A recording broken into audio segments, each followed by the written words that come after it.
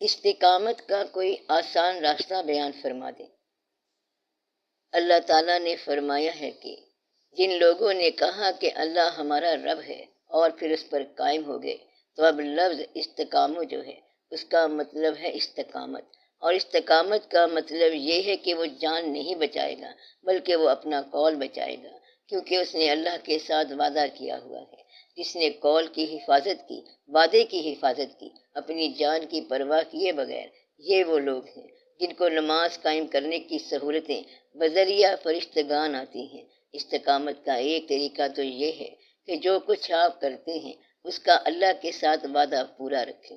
دوسرا یہ کہ کوئی نماز میں استقامت کرنے والا مل جائے، ساتھی سے آدھا راستہ طے ہو جاتا ہے۔ تو ساتھی کون ہوتا ہے؟ نیک ساتھی۔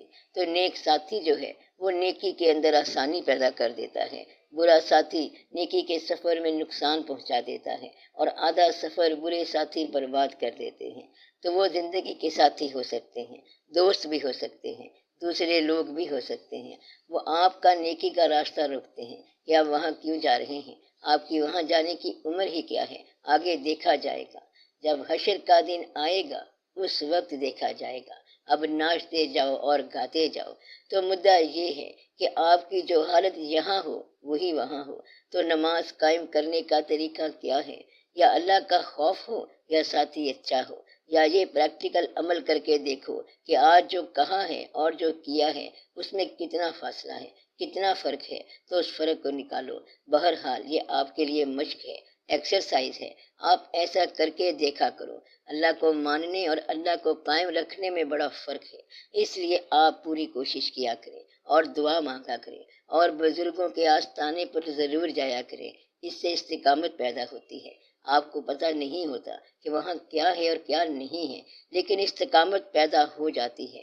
تو ایک ایسی جگہ جانا جہاں بظاہر کوئی بات نظر نہیں آتی، لیکن آہستہ آہستہ بات سمجھ آ جاتی ہے کہ استقامت کیا ہوتی ہے، تو آپ استقامت حاصل کریں۔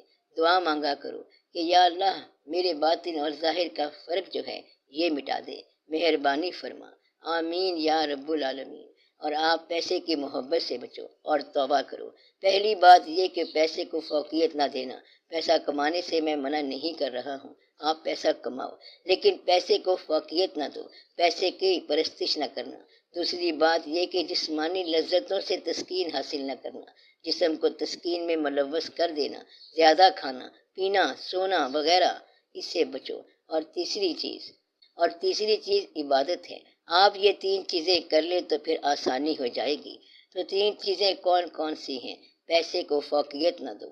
پیسہ ہے تو یہ کوئی اچھی بات نہیں ہے، پیسہ عام طور پر برائی پیدا کرتا ہے، اس سے بچو۔ پیسے کی ورشپ نہ کرو، اور لذت وجود سے بچو، تلذذ سے بچو۔ اور تیسری چیز کہ حالت وضو میں رہو۔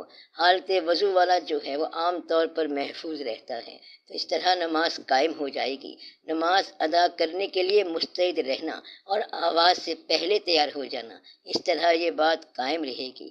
دوست اچھے بنانا، یعنی وہ دوست جو آخرت کی یاد دلاتے جائیں، اس سے نماز قائم ہو جائے گی۔